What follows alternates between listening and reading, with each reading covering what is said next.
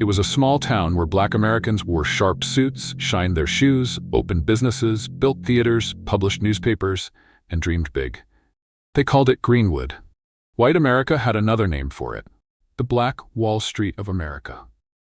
But in the summer of 1921, that dream was shattered. In less than 24 hours, what began as tension over an unproven accusation spiraled into one of the most devastating acts of racial violence in U.S. history.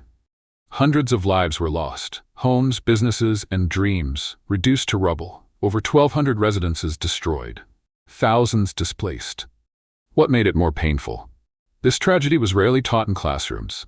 For nearly a century, it was left out of textbooks, public memory, and national conversations. And justice? It never came. Some ask, was this sparked by a misunderstanding? Or had Black success in Tulsa become too visible, too powerful for its time? Today, we're exploring what really happened in June 1921, the causes, the aftermath, and why it took the United States nearly 100 years to call it by its true name: the Tulsa Race Massacre. Tulsa, Oklahoma, 1921. A city booming with life, its oil wells pouring out wealth and opportunity. With a population of over 100,000, Tulsa was proudly called the oil capital of the world. People came in search of a better future. White families, Black families, all chasing a dream. Among them were thousands of Black Americans escaping the Deep South, leaving behind fear and injustice, and hoping to build something new.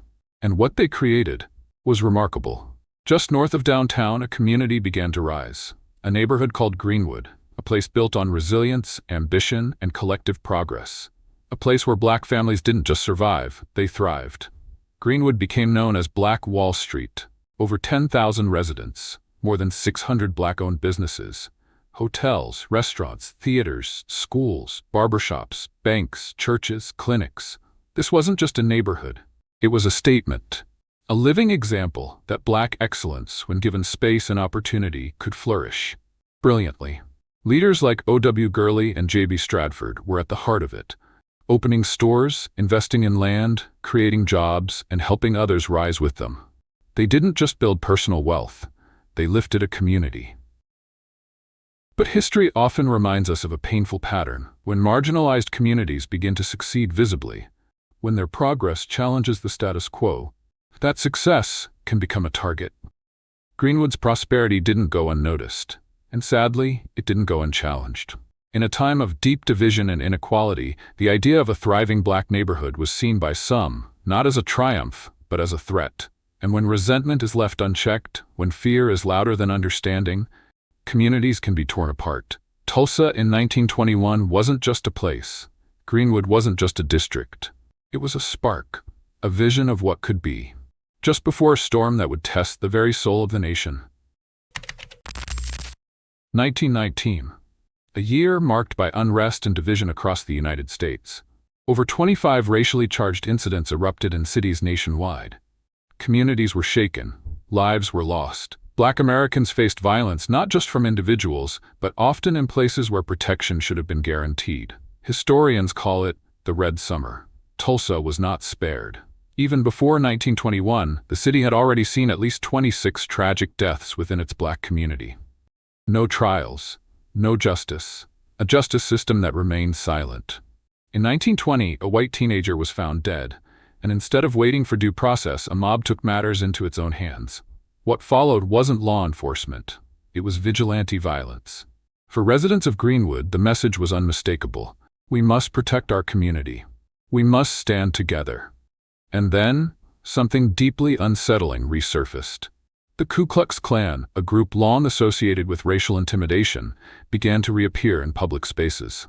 Their return was emboldened by a highly controversial film, The Birth of a Nation, a movie that falsely glorified the Klan and rewrote history in harmful ways. In Tulsa, they began organizing, marching, sending threats in the shadows.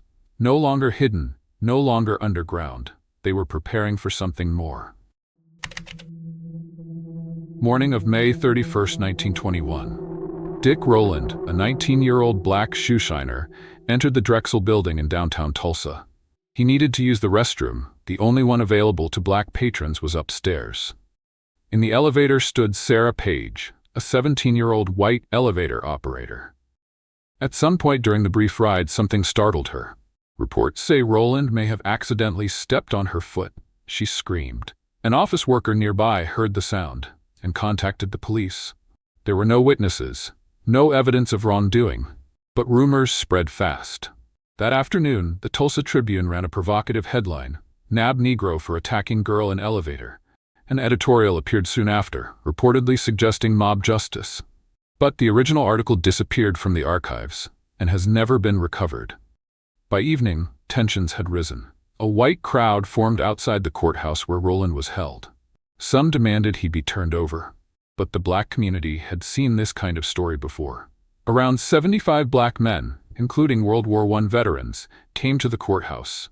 They were not there to incite violence. They came to protect a young man's right to a fair trial. Then, confusion. A white man tried to seize a weapon from a black veteran. A shot rang out. Historians still debate who fired first. But what followed was devastating. Over the next 18 hours, violence swept across Greenwood. Buildings were looted and set ablaze. Homes and businesses were reduced to rubble. More than 35 blocks were destroyed. Eyewitnesses described aircraft flying low over the neighborhood in Hothelair, and accounts emerged of incendiary materials being dropped from above. By the morning of June 1st, the National Guard had arrived, but instead of protecting the black community, much of their focus went toward securing white-owned properties. Greenwood, once a thriving black community, was reduced to ruins in less than a day. The number of lives lost? Still uncertain. Some records say 36, others believe it was well over 300. Many victims were buried in unmarked graves. Official documents were lost or never created. Over 250 homes and businesses were destroyed. More than 10,000 residents left homeless. And over 6,000 people were detained, released only if a white citizen would vouch for them and take responsibility for their actions.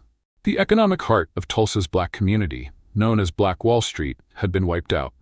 Some survivors left the city with nothing. Others stayed and faced decades of poverty, discrimination, and obstacles to rebuilding. But perhaps the most painful legacy was silence. For nearly a century, the Tulsa Massacre was left out of school textbooks. The Tulsa Tribune made no public acknowledgments. Even the city's fire department made no mention in its official history. It wasn't until 2001 that the Tulsa Race Massacre Commission officially recognized the tragedy and recommended reparations for survivors. Since then, memorials have been built. Artists and educators began helping the nation face its past.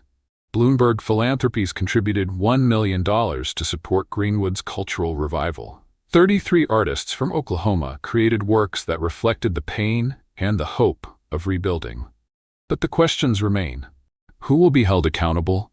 What does justice look like a century later? Even now, the effects are visible. North Tulsa, once Greenwood, still has no major hospital. Life expectancy is 11 years lower than in South Tulsa. The first full-service grocery store since the 1940s was only recently opened. The legacy of the massacre isn't just in history books. It's in the data, the neighborhoods, the disparities that persist to this day. And the people of Greenwood are still fighting, not just to be remembered, but to move forward.